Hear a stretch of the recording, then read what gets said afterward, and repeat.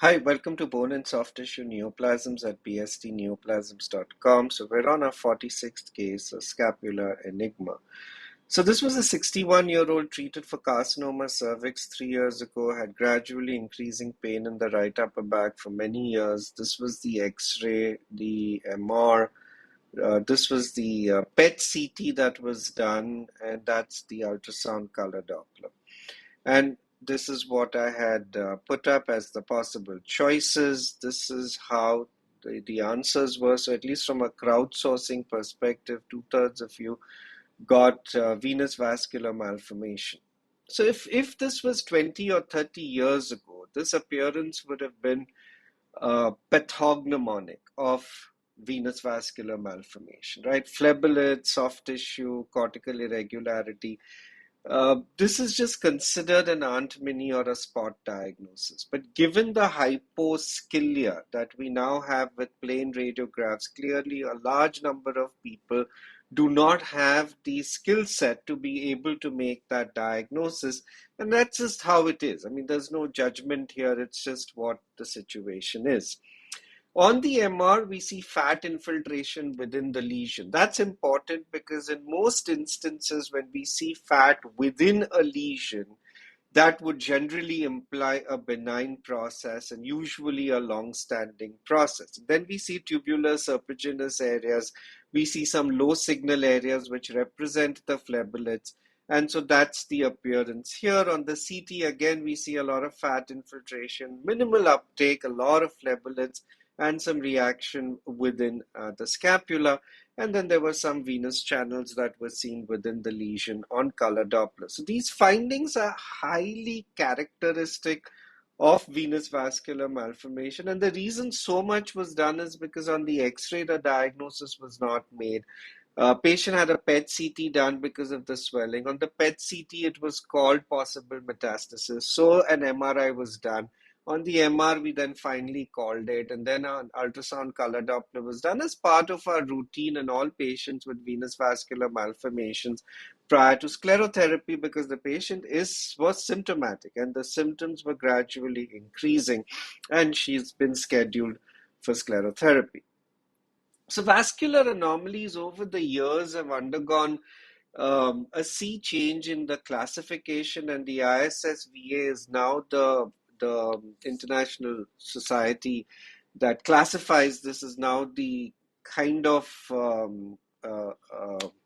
society, apex society, I was searching for that word, that classifies these. So you have the vascular tumors, these are your hemangioendotheliomas and angiosarcomas, etc.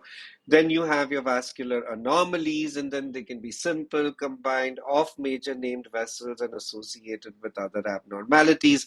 There's a PDF from 2018, and you can pretty much go on the website and look at that. And these are your simple vascular malformations. And so venous vascular malformations can be slow flow or high flow, and the slow flow can be then further divided into all of these categories. All of these are fine. I mean, end of the day, it's the diagnosis that needs to be made. And then based on the dynamic MR characteristics and or the color Doppler characteristics, you can figure out the venous connections to decide whether the patient needs sclerotherapy or not. So on the X-ray, we would see soft tissue swelling and phleboliths as in our patient. On ultrasound color Doppler, you'll see a heterogeneous lesion, compressible vascular channels, phleboliths, etc. On CT, you'd see intralesional fat with phleboliths and a serpiginous appearance. And MR is usually diagnostic if you know how to diagnose venous vascular malformation. And I think the challenge that we face is that a lot of people, including MSK radiologists who are very good at diagnosing ACL tears and TFC tears and check rein ligaments in the fingers, somehow still are not, or at least in India, the skill set to look at focal bone and soft tissue lesions, rheumat lesions, is still lacking in many instances. And so in this setting, very often these are misdiagnosed as other entities. So here's a patient, we have a phlebolith. Again, in the olden days, this would be considered diagnostic, or in fact would be an exam case put up here. And the MR's characteristic, we have fat in and around the lesion.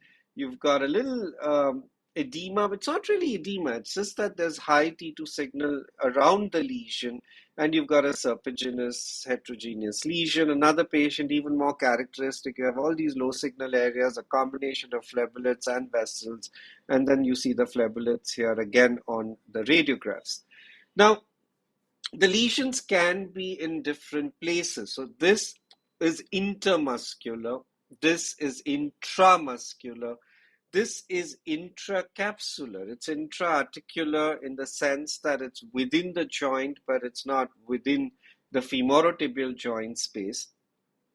And you can see how it bulges the medial medial patellofemoral ligament. Um, in this situation, and the MCL. But again, serpiginous, low signal, all of that, very, very typical venous vascular malformation. And then this is entirely in the deep subcutaneous plane, again, serpiginous lesions. You don't see too many phlebolyts here, but very classic appearance for a slow flow venous vascular malformation. Now, depending on where they are and their extent, they can cause other abnormalities. So this was a recent case we had where you can see the phlebolyts, you can see the low signal because of the vessels, you can see the intralesional fat, but because of the presence and the location of this lesion, you've landed up with chest wall asymmetry and scoliosis. And these are very, very difficult to treat. So the diagnosis of a slow flow venous vascular malformation should be straightforward. And any two modalities, typically MR and ultrasound, should give us the answer. If there are phlebolyts, the X-rays invariably are diagnostic. And we just need to have or upskill ourselves to be able to make these diagnoses, including, and I would say that a lot of MSK radiologists in India also need to probably um, do some more learning when it comes to focal bone and soft tissue lesions. So this is a scapular enigma. The diagnosis is slow flow venous vascular malformation. That's the table of contents, the link tree to all the posts that I do. And just to run through them, I did the 19th snippet and various use of prone imaging. This was the CT biopsy case I put up just a couple of days ago of the milky surprised and making an on-table diagnosis. Those are my Atmas First food updates. And this is what I did today. That's on a Thursday, the 151st case on cardiac MRI, where we're talking again about the aortic valve. You know where to comment, email, subscribe, etc. Thank you so much for tuning in, and I'll see you in about 10 to 15 days.